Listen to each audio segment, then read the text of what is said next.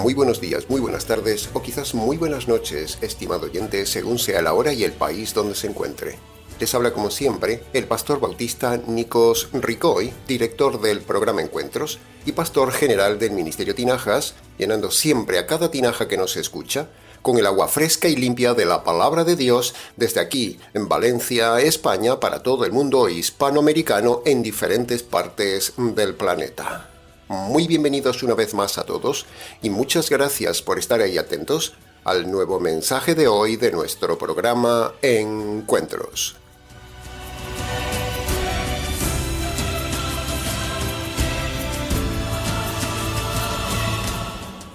Como ya hemos dicho muchas veces en el canal, el segundo tema más importante después de la salvación es el tema del noviazgo, matrimonio y divorcio. De un correcto noviazgo depende un matrimonio estable y así evitar un terrible divorcio y el fracaso en la vida. Por eso, hemos hecho de este triple tema, noviazgo, matrimonio y divorcio, el segundo pilar fundacional del Ministerio Tinajas y el segundo tema fundamental del trabajo pastoral del Ministerio Tinajas. No hay nada más importante en la vida de un pastor. Primero, enseñar a la gente el Evangelio para la salvación del alma en la eternidad. Y segundo, enseñar correctamente a las personas el tema del noviazgo, matrimonio y divorcio para evitar grandes dolores y fracasos en la vida aquí en la tierra. Por eso, cada poco tiempo tocamos estos temas en el canal. Y hoy lo abordaremos desde el ángulo del famoso y conocido pasaje: Dejará el hombre a su padre y a su madre, y se unirá a su mujer, y serán una sola carne. Dividiremos el estudio de hoy en dos partes para su mejor comprensión. En la primera parte veremos que el versículo se repite 3 veces en la Biblia. Primero, en Génesis, Moisés pone las bases del matrimonio. En los Evangelios, el Señor Jesús, con este pasaje, pone el enfoque antidivorcio. Y en Efesios, Pablo, con este versículo, nos habla desde el ángulo de las funciones del matrimonio. Eso es lo que estudiaremos hoy. 3 hombres, 3 enfoques y un versículo. Y en la segunda parte estudiaremos expositivamente el contenido de ese versículo. Es decir, estudiaremos las 3 partes, los 3 mandamientos del versículo para su mejor comprensión y así quede usted perfectamente informado del tema. Como el tiempo corre, entonces entremos en materia.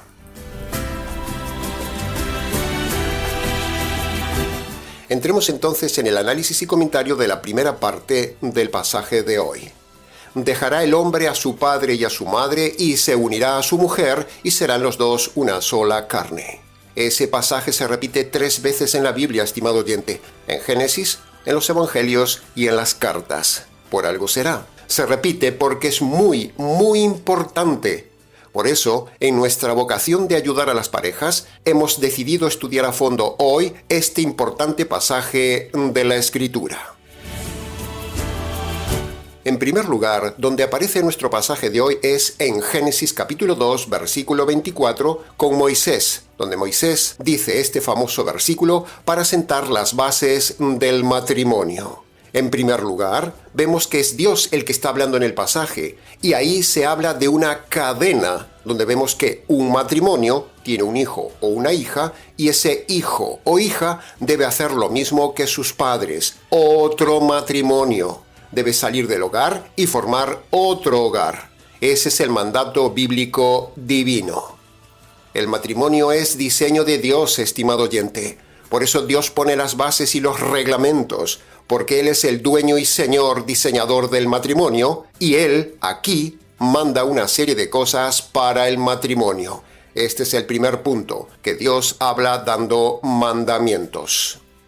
En segundo lugar, vemos de forma inferencial en el versículo de Moisés que Moisés habla de hombre y mujer en el matrimonio. No habla de 2 hombres ni 2 mujeres, porque cuando habla de padre y madre, o sea, el matrimonio anterior al del hijo, no habla de 2 padres o 2 madres. Y luego, en segundo lugar, cuando dice que el hombre se unirá a su mujer, ahí nuevamente se ve que el matrimonio es entre un hombre y una mujer. Está muy claro el mandato bíblico.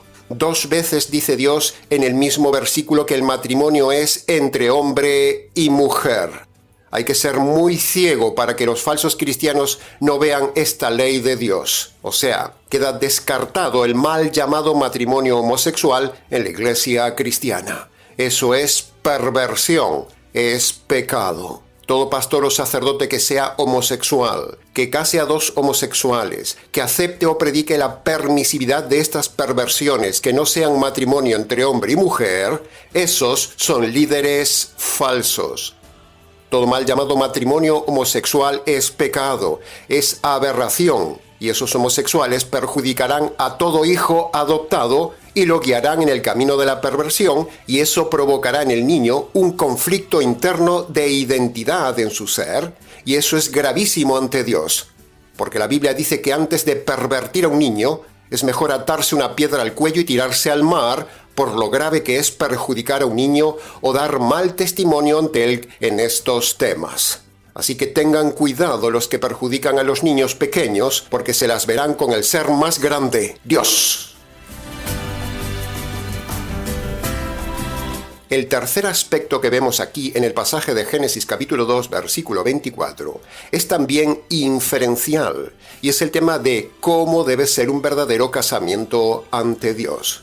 Cuando se dice, dejará a su padre y a su madre y se unirá a su mujer, eso infiere un casamiento. Por lo tanto, toda pareja que no esté casada no puede estar unida. Deben separarse. Es pecado. Les espera el juicio de Dios.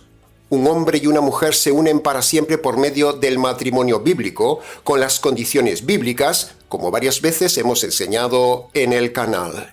La Biblia muestra que para que haya una unidad de hombre y mujer ante Dios en matrimonio, para que Dios valide y una ese matrimonio, debe haber 3 elementos indispensables, bíblicos y universales, y no puede faltar ninguno. El primer elemento es que la pareja hombre y mujer debe estar unida ante una autoridad social, sea la que sea, desde una autoridad civil a una autoridad religiosa. El segundo elemento es que debe haber testigos en la unión matrimonial entre el hombre y la mujer. Y el tercer elemento es que debe haber un compromiso o una promesa matrimonial entre el hombre y la mujer. Sin estos 3 elementos no hay matrimonio ante Dios. Eso sería otra cosa. Será unión libre, será fornicación, será homosexualidad, será lo que sea, pero no será matrimonio sin estos 3 elementos. Así que sepárese de su pareja si usted no está casado correctamente según la Biblia y según esto que le estamos enseñando. La unión libre no tiene estos 3 elementos, estimado oyente. Las aventuras sexuales no tienen estos 3 elementos. Si usted se va a vivir muchos años con alguien por costumbre, eso no tiene estos 3 elementos. Por lo tanto, esa frase, se unirá a su mujer, es una forma inferencial de decir, casamiento correcto ante Dios. Si usted se llama cristiano, usted no puede saltarse estos 3 elementos para estar correctamente unido en matrimonio bíblico. Y el cuarto aspecto, o la cuarta base general que vemos en el pasaje de Génesis con Moisés, es la sexualidad de la pareja.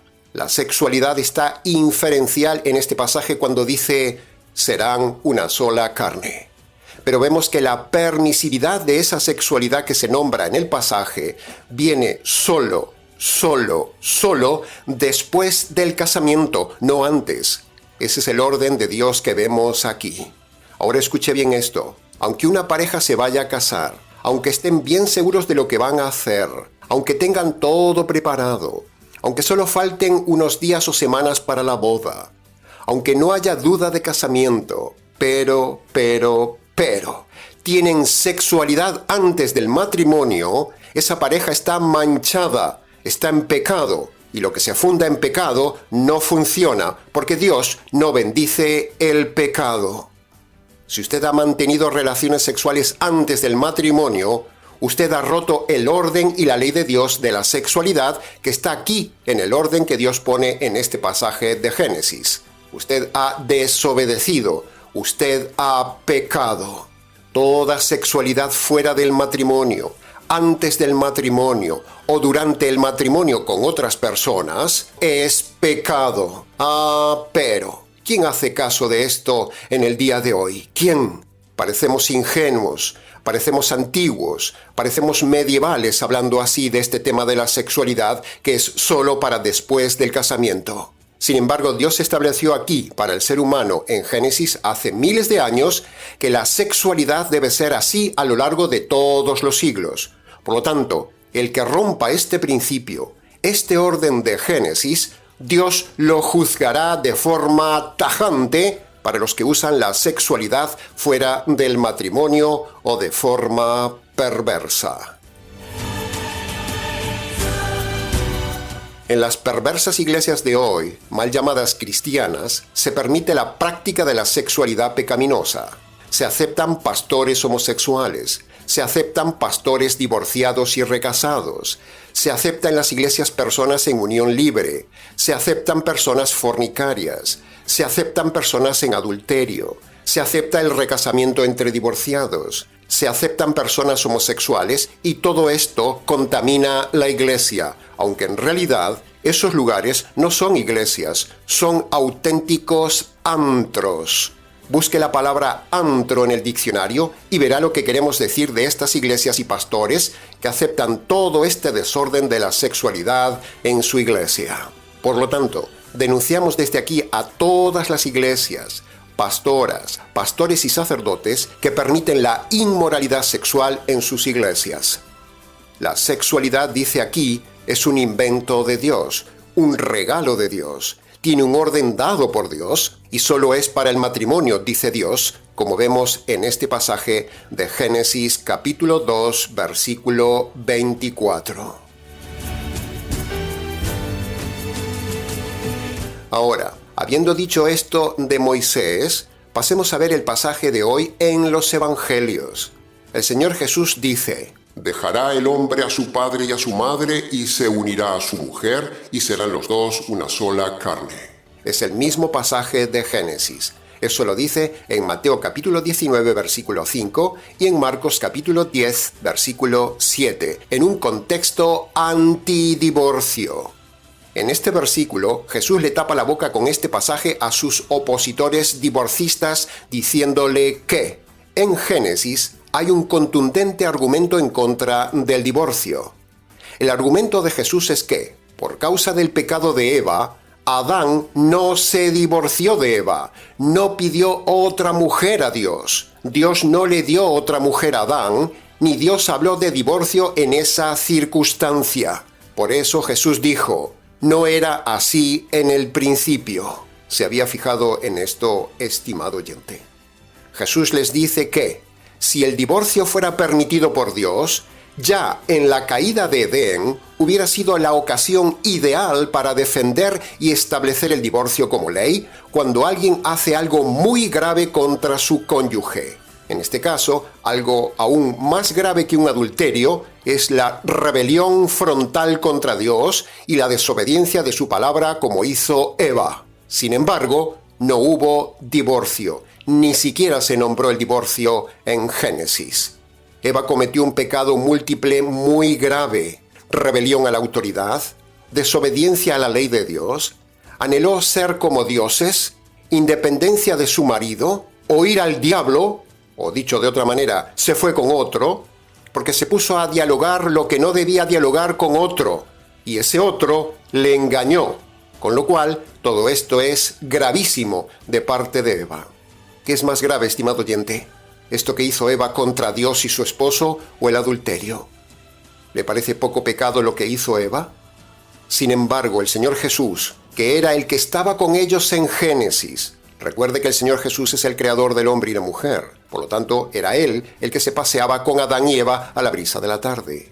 Sin embargo, el propio Jesús, creador de Adán y Eva, no muestra ninguna defensa del divorcio por muy grave que haya sido el pecado de Eva en Edén. Los necios pastores, pastoras y sacerdotes de hoy, modernos fariseos divorcistas, deberían remitirse a Génesis como manda el Señor Jesús para ver que, aun habiendo un pecado tan grave, eso no justifica ningún divorcio. Dios no le dio a Adán otra Eva, ni Eva pidió otro Adán. Así que Eva pudo haberle pedido a Dios otro Adán. Sin embargo, en las tres partes, en los tres personajes de esta terrible acción de Edén, ni por asomo ninguno nombra el divorcio, ni Dios, ni Adán, ni Eva. ¿Se había fijado? Así que Jesús en este pasaje de Mateo capítulo 19, versículo 5, o Marcos capítulo 10, versículo 7, usa el pasaje de Génesis, el mismo pasaje de Moisés, para ir en contra del divorcio, tapándole la boca a los fariseos divorcistas que buscaban cualquier pretexto para divorciarse de sus mujeres. Nosotros hacemos lo mismo que Jesús con los divorcistas de hoy. Les tapamos la boca. Los divorcistas de hoy son como los fariseos de duro corazón del tiempo de Jesús. Siempre están buscando una salida para tener otra cama. Así que el modelo que vemos en Génesis hace unos 6.000 años atrás, actualizado por Jesús hace unos 2.000 años atrás, es el modelo actual, también para el día de hoy, en la Iglesia. Nada ha cambiado, estimado oyente divorcista. El modelo de Génesis es este. Punto número 1. Por muy grave que sea el pecado de un cónyuge, no se permite el divorcio. Y punto número 2. En la frase de Génesis que usa Jesús, se unirá a su mujer, no hay excepciones ni se nombra que pueda haber desunión de su mujer después. Este doble argumento inferencial es contundente. Por eso con este pasaje Jesús descarta el divorcio. Los que se divorcian siempre son los perdidos, los inconversos, los religiosos, los de duro corazón. Esos se divorcian o buscan la nulidad porque solo buscan otra cama legal. Son como brutos animales irracionales a los cuales les espera el fuego eterno. ¿De qué le servirá luego a usted haber tenido 100 camas el día del juicio? Cada cama será para usted de mayor condenación. Piénselo. Y el tercer lugar donde se menciona la frase de hoy, dejará el hombre a su padre y a su madre y se unirá a su mujer y serán ambos una sola carne, lo dice Pablo en su carta a los Efesios capítulo 5, versículo 31, hablando del matrimonio.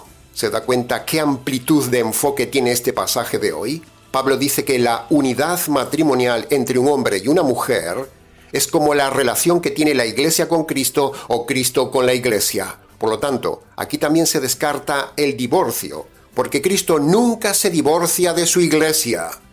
Fíjese muy bien, estimado oyente, lo que dice Pablo en 2 de Timoteo capítulo 2, versículo 13, para completar lo que decimos aquí. El pasaje parafraseado dice: aunque nosotros, la Iglesia, o sea, la esposa de Cristo, le fuéramos infieles, Él, o sea, Cristo, el esposo, permanecerá fiel, porque Él no puede negarse a sí mismo.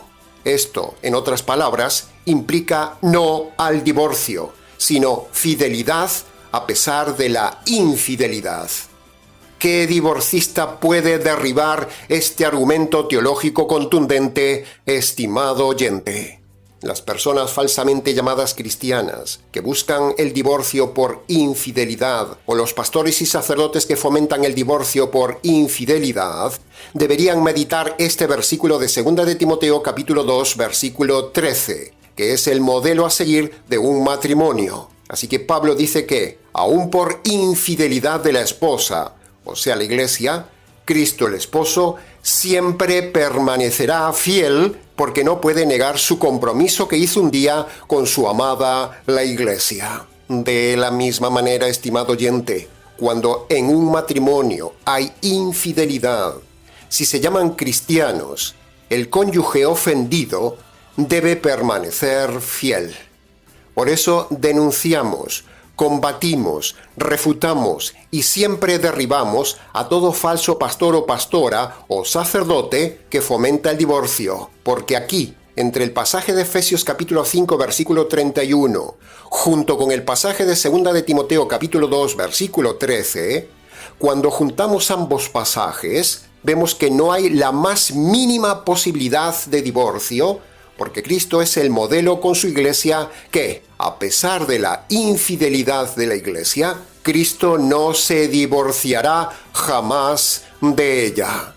Los divorcistas deberían seguir este modelo. Toma nota, estimado pastor o sacerdote divorcista, que engañas a la gente y la llevas contigo al infierno eterno. ¿No sabes la que te espera, pastor divorcista o sacerdote perverso, que te tomas la atribución que Dios no te da de anular un matrimonio o fomentar el divorcio? Falsos. Romanos capítulo 3, versículo 8 dice a estos divorcistas: la condenación de estos es justa. Y nosotros decimos amén. Por lo tanto, cualquier divorcista tipo calvinista reformado, adventista, pentecostal, mesiánico, judío, unicitario, testigo o católico romano, todos estos que son divorcistas van camino de la condenación eterna.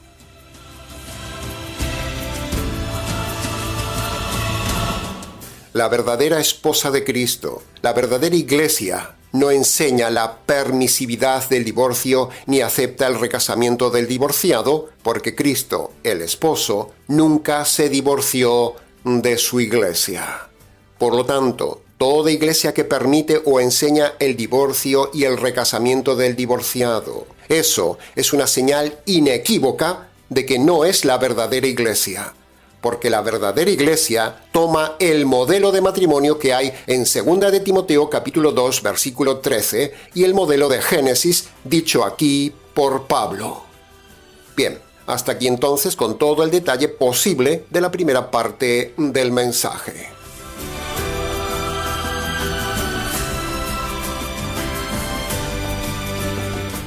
Entremos ahora en el análisis y comentario de la segunda parte del mensaje. El pasaje de hoy tiene 3 mandamientos. Entremos entonces en el primer mandato. Dice: dejará el hombre a su padre y a su madre. Ese es el mandamiento. Pero, para que alguien pueda cumplir ese mandamiento de dejar de vivir con sus padres, antes,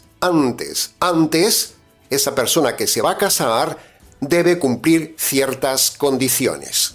Punto número 1 del primer mandato. Si usted se llama cristiano, pero no está convertido por medio del Evangelio, usted no puede dejar a su padre y a su madre para unirse a una mujer porque fracasará su matrimonio. Sin conversión no hay verdadero matrimonio.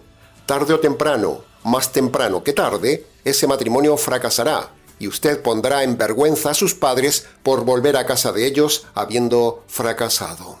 Punto número 2 del primer mandato. Si usted no está maduro bíblicamente hablando, no puede dejar a su padre y a su madre porque fracasará en esa nueva relación.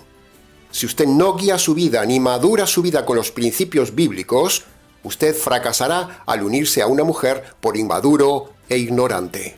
Toda pareja o persona que no está madura ni formada bíblicamente hablando en el matrimonio, ni usa la Biblia para su matrimonio, ese matrimonio fracasará seguro. Lo han visto nuestros ojos 1000 veces en nuestra consejería pastoral.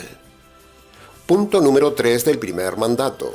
Si una pareja que piensa unirse en matrimonio no ha pasado las alarmas y los filtros bíblicos, no puede dejar a sus padres y unirse a otra persona porque fracasará en esa relación y, como dijimos, avergonzará y dará gran dolor a sus padres y eso es pecado. Punto número 4. Usted no puede dejar a su padre y a su madre para unirse a una mujer en matrimonio si usted no tiene medios económicos suficientes para mantener un matrimonio. El varón no puede hacer trabajar a la mujer fuera de casa. Se lo repito. El varón no puede hacer trabajar a la mujer fuera de casa. Todo varón que no puede sostener a una mujer no debería casarse. La mujer no debe trabajar todo el día fuera de casa. Así que todo hombre que no puede sostener a una mujer, no deje a su padre o a su madre, quédese en casa. En otras palabras, no se case, porque matará el matrimonio si ella tiene que trabajar todo el día y luego, para colmo, si vienen los hijos, ni le cuento. Eso será la ruina total del matrimonio por haberse casado saltándose este punto importante. No se case, estimado oyente, no se case si no tiene medios suficientes para mantener una esposa. El principio financiero de Génesis, como otras veces hemos dicho en el canal, es que si usted no tiene jardín, no puede tener Eva. Adán primero tuvo un buen jardín para luego poder tener Eva. Dios le dio primero el jardín a Adán y luego le dio a Eva. Por lo tanto, toda Eva debe abrir los ojos y no casarse con un Adán si Adán no tiene un buen jardín y tiene que hacer trabajar como esclava a Eva. Si usted tiene Eva, pero no tiene jardín, ambos están en pecado, están rompiendo el orden bíblico, porque el principio de Génesis es tener un suficiente jardín para poder mantener una Eva. Haga caso de estos dos principios de Génesis, estimado oyente, y le irá bien. Punto número 5 del primer mandato. Usted no puede dejar a su padre y a su madre si sus padres no pueden vivir solos y no pueden mantenerse solos. En este caso, usted no puede dejar a su padre y a su madre para unirse a su mujer porque sería deshonrar a sus padres dejándolos desprotegidos y abandonados. Usted no puede casarse si no deja asegurados a sus padres. Punto número 6. Si un joven deja a su padre y a su madre, luego, escuche bien, no puede dejar a su mujer. A los padres sí se los deja por mandato divino, pero al cónyuge no se lo deja precisamente por mandato divino. Fíjese la paradoja. Por un lado, Dios manda que se deje a los padres, pero por otro lado, Dios no permite que se deje al cónyuge. ¿Se había fijado? Así que si se casa, no puede dejar, no puede abandonar a su cónyuge. El casamiento es para toda la vida. Si no, no se case.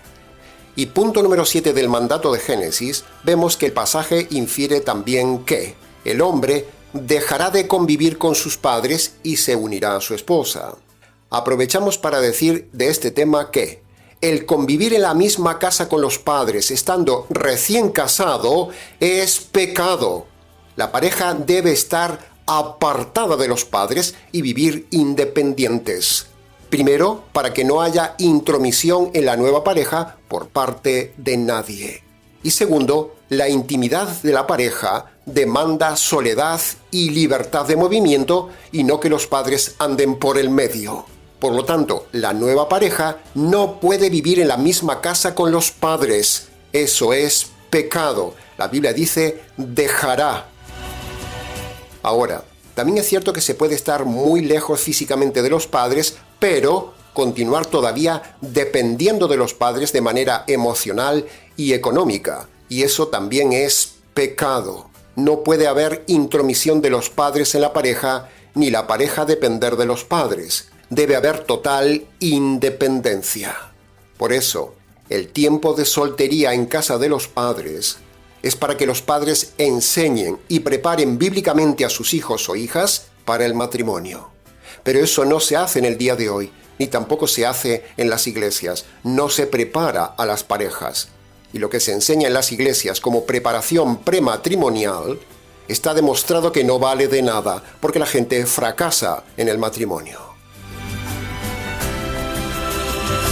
Bien, todo esto en cuanto al primer mandato. Dejará a su padre y a su madre.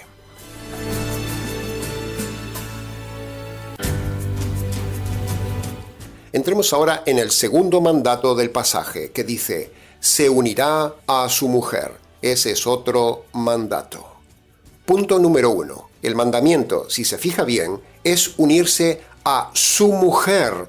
No dice unirse a sus mujeres. Por lo tanto, la poligamia, la bigamia, los amantes o las queridas quedan descartadas. Son todo pecado. El mandamiento es tan claro que lo entiende un niño. El matrimonio es para que se una un hombre con una sola mujer, no un hombre con varias mujeres, como hay por ahí en religiones falsas, o como hay por ahí la costumbre africana o latinoamericana de unirse oficialmente a una esposa y luego tener varias queridas. Eso es pecado. Si usted es un machista que me está escuchando, que se ha unido a varias mujeres, a usted le espera el juicio de Dios. El mandato bíblico es unirse en matrimonio a una sola mujer. Y ya tiene bastante trabajo con una sola mujer, por cierto. ¿Para qué unirse? ¿Para qué tener varias mujeres? ¿Solo para tener varias camas? Pues tenga más camas con la única mujer que tiene. Mire qué sencillo. Si una persona se casa estando divorciado, eso es tener varias mujeres, lo cual es adulterio. Todo lo que vaya más allá de tener una sola esposa es tener varias mujeres. Es pecado, es ir contra este mandamiento de tener una sola mujer. Así que, estimado machista inmoral latinoamericano, olvídese de las mujeres, céntrese solo en su mujer, porque si no, le espera el juicio de Dios y usted derramará lágrimas de horror cuando vea la santidad de Dios frente a su perversión animal. Ya lo dice 2 de Pedro capítulo 2, versículo 12. Son como brutos animales irracionales, nacidos para destrucción de su alma y perecerán por su propia perdición. Se puede decir más alto, pero no se puede decir más claro. Cada uno prometió ser fiel el día del casamiento.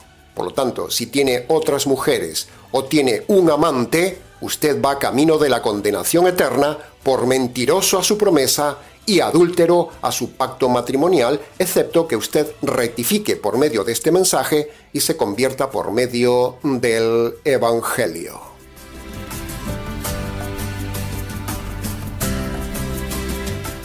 Y el tercer mandato de nuestro análisis expositivo del pasaje de hoy dice: serán una sola carne. Una sola carne no es solo cuerpo con cuerpo, no, sino que eso significa un solo ser, un solo sentir, una sola meta, una unidad. Porque, ¿qué pasaría cuando la pareja no puede ser una carne física, no puede tener intimidad? ¿Dejan entonces de ser una sola carne? No.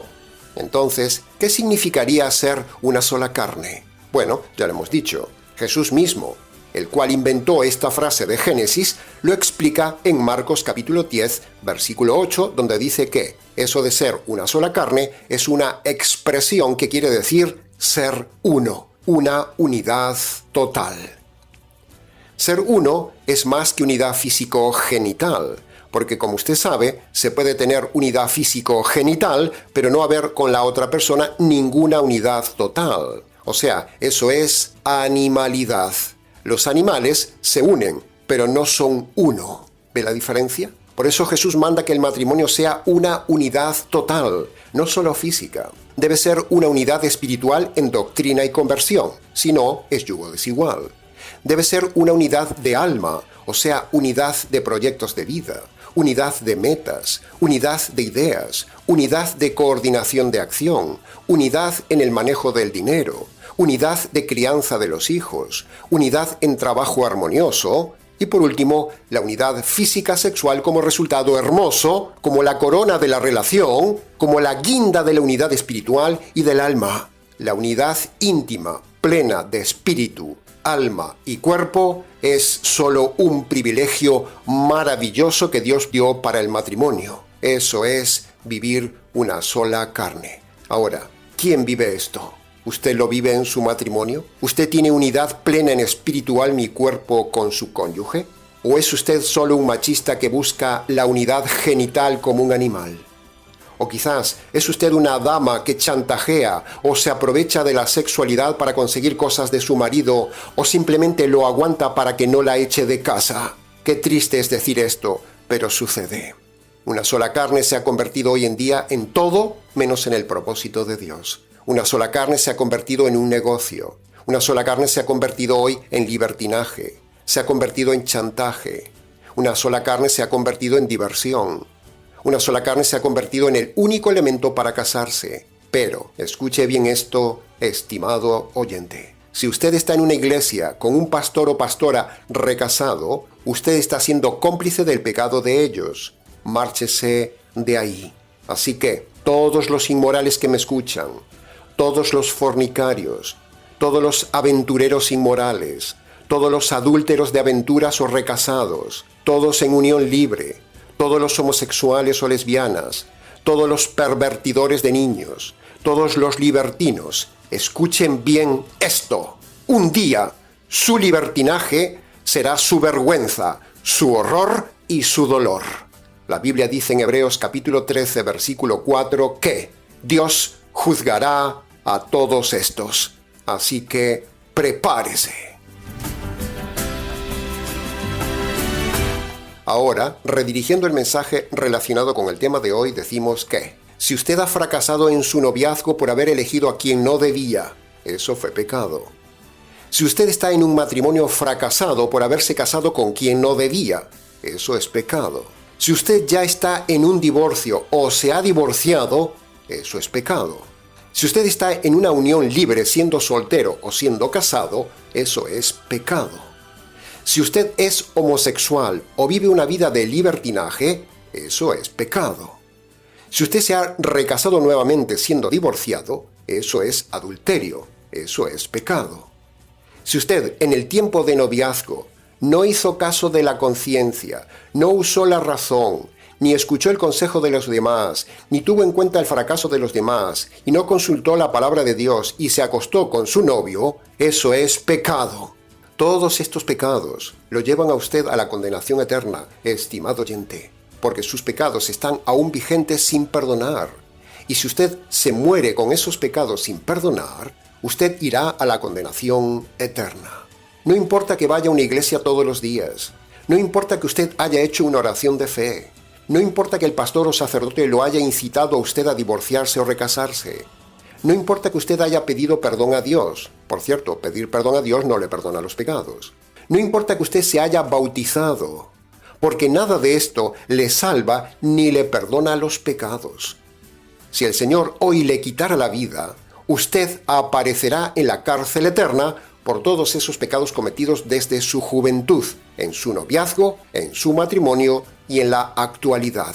Por lo tanto, para que todos estos pecados sean perdonados en su vida, usted debe convertirse correctamente por medio de los 4 pasos que Dios manda y que están concentrados en 2 puntos en Marcos capítulo 1, versículo 15. 4 pasos en 2 requisitos. 2 requisitos, 4 pasos. Los 4 pasos de los 2 requisitos de Dios para perdonar sus pecados y librarlo de la condenación eterna son estos. Preste atención, apúntelos y obedézcalos. Primer paso. Usted debe reconocer de forma concreta sus pecados cometidos desde su juventud. Usted debe reconocer sus pecados de inmoralidad. Debe reconocer sus pecados de hacer las cosas sin pensar. Debe reconocer sus pecados de no hacer caso a la conciencia. Debe reconocer ante Dios sus pecados de relacionarse con quien no debía en el noviazgo. Debe reconocer sus pecados de casarse con quien no debía. Debe reconocer su pecado de fracaso matrimonial. Debe reconocer su pecado de mal testimonio. Debe reconocer su pecado de divorcio si lo hubo, y su pecado de adulterio si usted se ha vuelto a casar estando antes casado. Todo esto usted debe reconocerlo de forma detallada ante Dios el juez para ser perdonado. Este es el arrepentimiento correcto. Hágalo tal cual se lo decimos. Segundo paso, usted debe reconocer que merece recibir la justicia divina. Si usted no reconoce esto ante Dios, que usted merece la justicia divina por sus pecados, usted no será perdonado. No es suficiente solo con confesar los pecados, como se dice por ahí. No es suficiente solo con arrepentirse, como dicen por ahí, sino que usted debe reconocer que merece la justicia de Dios. Tercer paso para ser perdonado y salvo.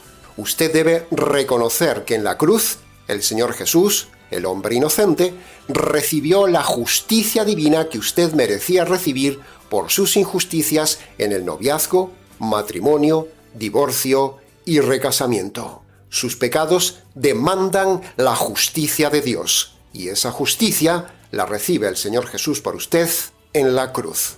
Sin justicia no hay perdón, y esa justicia ya se hizo en la cruz. Por lo tanto, para que usted sea perdonado por medio de esa justicia, usted debe reconocer que la justicia que usted merecía la recibió el Señor Jesús. Y el cuarto paso que usted debe dar, después de reconocer sus pecados, después de reconocer que usted merece la justicia divina, y después de reconocer que el Señor Jesús recibió la justicia divina, ahora usted debe apropiarse por la fe de esa justicia caída sobre el Señor Jesús. ¿Y cómo es eso de apropiarse por la fe de la justicia caída sobre el Señor Jesús? ¿Cómo? Bueno, Como tantas veces hemos dicho, creemos que la mejor ilustración para que usted comprenda esto de apropiarse por la fe de la justicia caída sobre el Señor Jesús es como si usted tuviera un brazo de goma capaz de extenderse 2000 años atrás hasta el Calvario y allí tomar la justicia caída sobre el Señor Jesús, traerla y hacerla suya. Eso es apropiarse por la fe de la justicia del Hijo. Eso es el Evangelio. El Evangelio es tomar la justicia de la cruz para uno por medio de la fe. El segundo requisito que pone el Señor Jesús en Marcos 1:15. Ahora, cuando usted va a su habitación y allí en el secreto de su habitación, descalzo y de rodillas, si su salud se lo permite, y usted obedece todo esto que le hemos dicho detalladamente punto por punto, requisito por requisito, paso por paso en ese orden, entonces tengo una buena noticia. Dios le dará el perdón de todos sus pecados y le dará la entrada un día al reino de los cielos. Amén. Aleluya.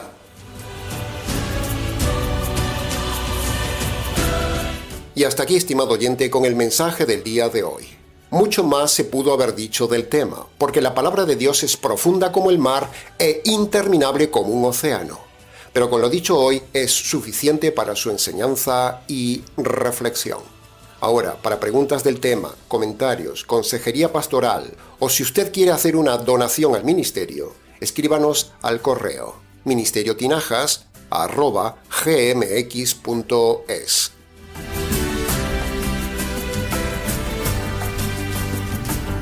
Les ha compartido una vez más la verdad expositiva del tema el pastor bautista Nikos Ricoy, expositor bíblico del Ministerio Tinajas, desde aquí, en Valencia, España, para todas las naciones hispanoamericanas. Será entonces con el gusto de siempre, hasta nuestro próximo mensaje, aquí, en nuestro habitual programa Encuentros.